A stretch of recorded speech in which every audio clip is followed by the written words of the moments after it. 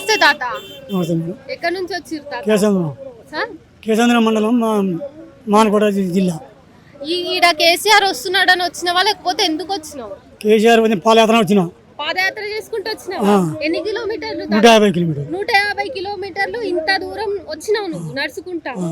ఎందుకు అంత పిచ్చి బీఆర్ఎస్ అంటే? బీఆర్ఎస్ అంటే ఎందుకు? ఆయన చేసిన పని వల్ల. ఏం చేసిండు? ఆయన పెట్టిన పథకం ప్రతిదీ వచ్చింది మనుషులకు. చచ్చిపోతే 5 లక్షలు వచ్చినాయి, కలవని లక్షలు వచ్చినాయి, రైతు బంధు వచ్చినాయి. ఇవన్నీ వస్తా అంటేనే మంచిగా ఉన్నాం. మళ్ళీ అప్పుడు కరెంటు వచ్చేది, నీళ్ళు వచ్చేది. కరెంట్ లేదు, నీళ్ళు లేదు, ఏం లేదు, అంత ఆగాం. ఇప్పుడు పెన్షన్ వస్తుందా మీకు? పెన్షన్ కేసీఆర్ ఇచ్చింది. ఇప్పుడు రేవంత్ ప్రభుత్వం పెన్షన్ ఇస్తలేదా? ఎక్కడైతే పెంచిందా 4 ఇస్తాను 2 వ్యాపారం చేసిండు.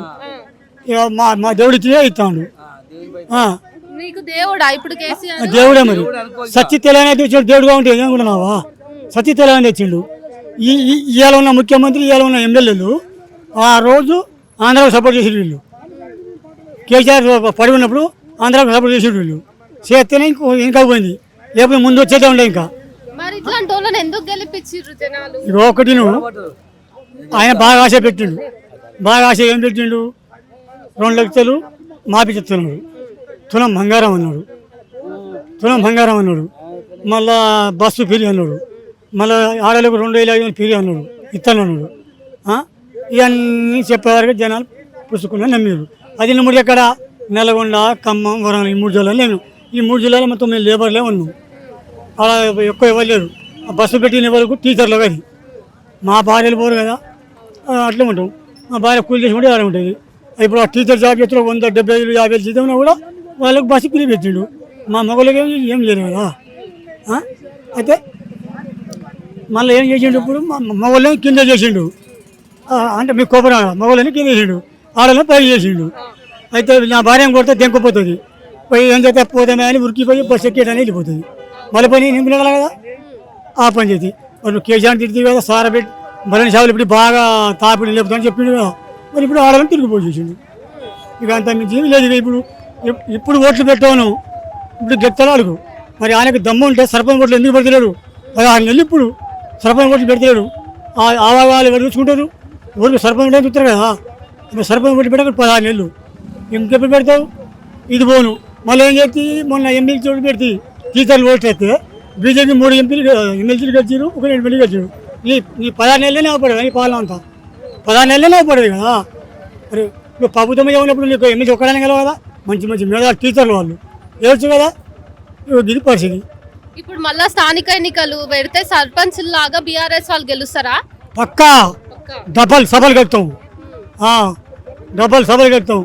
అందుకని ఆ భయం పట్టుకుని 5 ఓట్లు పెడతాడు. ఇప్పుడు ఏం చేసిండు? గ్రామ పంచాయతీకి 4 ఇళ్ళు, అందరి ఇళ్ళు కూడా అందరికి ఇల్లు ఇస్తున్నాడు కదా. ఊరికి 2, 3 ఇస్తాడు. కమిటీ పెట్టిండు. ఆ కమిటీలో ఏం చెప్తాను? వాళ్ళ కానిపల్లి తిరుగులుగా ఇస్తాను వాళ్ళు. మా తండ్రికి 5 ఇళ్ళు వచ్చినాయి. 5 ఇళ్ళు మా కానిపల్లి ఒక్కరికి ఇచ్చి టీఆర్ఎస్కి, 4 కాంగ్రెస్లకి. ఆ రోజు ఓటు తిరుగులకి. ఇక ఈ పరిస్థితి నడుస్తుంది. గ్యాస్ బండ్ 500 అన్నారు. గ్యాస్ బండ్ వచ్చి లేదు. నేను చెప్తా అవ్వా, నాకు 70 సంవత్సరాలు ఉన్నాయి. గ్యాసుకు నువ్వు 500 అన్నావు కదా. గ్యాసుకు 500 కడితే మనకి ఇచ్చినట్టు. మన 950 కడుతున్నాయి. ఎవరిని పడుతున్నావు, ఎవరిని పోతున్నావు? ఉచిత కరెంట్ వస్తలేదా తాత? ఉచిత కరెంట్ ఉచిత కరెంట్ ఎవరికి పోతుంది, ఏమొస్తుంది? కరెంట్ ఉంటుందా అసలు? బాగుంటుంది కరెంటు. మర్చిపోయి కరెంటు కేసీఆర్ సార్ అన్నప్పుడు నా మోటార్ ఒక్కసారి కాలింది. ఈయన గెలిచిన కానీ 10 సార్లు కాదు మోటార్. ఎందుకు కలుతాయి? దానికి నడిపోయాక కదా 10 సార్లు కాదు మోటార్ ఉన్నది. మొత్తం కరెంటు సరిగా లేదు. వీళ్ళు ఈ రోజులలో చెరువులు అలిగిపోసేది. చెరువులన్నీ ఎండబెట్టిండు, పొలాలన్నీ ఎండబెట్టినాయి. అంత ఆగని చెప్పి కూర్చున్నాడు కదా. పొలాలకు నీళ్ళు వస్తలేవా? ఎక్కడ వస్తాయి నీళ్ళు? ఇప్పుడు తొర్రూరు కళ్ళు పట్టుకుని అంతా ఎండిపోయి దయాకరాలు పట్టుకుని మొత్తం ఎండిపోయినాయి. ఆ ఏరియా అటు గూడూరు మండలం, బొల్లేపల్లి ఇట్లా అని నీళ్ళు లేవు. ఏరు లేదు, ఏమి లేదు. అవన్నీ ఎండిపోయినాక ఇప్పుడే నోట్లో పోసుకున్నాం. చచ్చిపోయినాక నువ్వు ఏం చేయాలి? మన నీళ్ళని మొత్తం పంపిండు. వాళ్ళు ఒకటి తాగని ఇంకా నీళ్ళు వస్తున్నాయా? తాగని నీళ్ళు పోతే మా బోర్లు మాకు లేవు. కేసీఆర్ పంపించినవి ఉన్నాయి. కేసీఆర్ కూడా నీళ్ళు ఇప్పుడు ఏం చేసిండే బయట తప్ప నీళ్ళు మాకు ఎప్పుడు వచ్చేది. ఇప్పుడు 5 నెలలుగా 6 నెలలుగా ఆగిపోయినాయి. అవి వస్తలేవు. కొన్ని ఊళ్ళో అయ్యేది అవుతాను. మరి ఇంత కరువు కాలానికి ఏం చేస్తే బాగుంటుంది అంటారు తాత? దేని నీళ్ళక నీళ్ళని కాదు ఇప్పుడు ఈ పరిస్థితులు మళ్ళీ మంచిగా కావాలంటే మంచి కావాలంటే మళ్ళీ సారే రావాలి కారే రావాలి కారే రావాలి. అయితేనే ఇవన్నీ దొరుకుతాయి ఆ, ఎందరో జరగాయి ఓకే. ఇవాళ కాంతిపాడలు ఎగిరిరు కదా మా తండల ఒక 20 మంది ఉన్నారు ఎవరికి మాకు రాలేదు ఓకే. ఎట్లా రాలేదు చెప్పినావా బియ్యం కార్డు అని పెట్టిండు ఆయన ఫ్యామిలీ అని పెట్టిండు రుణాలు ఫ్యామిలీ పెడితే కొడుకు ఉండే భార్య ఉండే నేను ఉంటుంది మేము ముగ్గురం ఉండి ముగ్గురి పేర కార్డులు లేవు అయితే వాళ్ళకు 5 లక్షలు చూస్తే నువ్వు 5 లక్షలు అప్పునవరా నీకు మాఫీ కావాలని బ్యాంకు కూడా అన్నాడు ఇప్పుడు ఎట్లయితే ఎవరికి వానికి ఇప్పుడు వాళ్ళు భూమి మొత్తం ఎత్తుకున్నాడు ఎవరిని వానికి ఇవ్వాలి అవుదా ఇవ్వకుండా ఇక మళ్ళీ ఏం చేసి మళ్ళీ నా కొడుకు చూడరాదు నా కొడుకు బ్యాంక్ మార్పు వచ్చిందావా నా కొడుకు బ్యాంక్ మార్పు వచ్చింది ఆంధ్ర బ్యాంకులో మార్పు వచ్చింది వస్తే ఇక ఆయన ఇచ్చిన ఈ కేసీఆర్ ఇచ్చిన పైసలు ఆ ఇచ్చిన పైసలలో మళ్ళీ పడితే ఆ ఎత్తుకున్నాక ఆ ఇయ్య అంటే మేము చెప్తున్నాడు నువ్వు ఏరే బ్యాంకులో అప్పు ఉన్నావు అరే అది 50 సంవత్సరాల బాకీ అని నేను ఆడ కడితేనే అప్పుడు నోడి మీద సంఖ్య పెట్టినా ఈ బ్యాంకులు ఇచ్చారు కదా మరి అప్పుడు ఇచ్చిన బ్యాంకులు మళ్ళీ ఇప్పుడు ఎట్లా కడతావు నువ్వు అని నేను అడిగిన నేను అడిగితే ఇక నువ్వు లేకుండా మా షేర్ మేము చేసి అందేసిన మీ బ్యాంకు మేము ఇవ్వలే అసలు బ్యాంకు వాళ్ళు మస్తు రైతులు బాగా ముంచింది ఇప్పుడు ఇదే సంఘాన్ని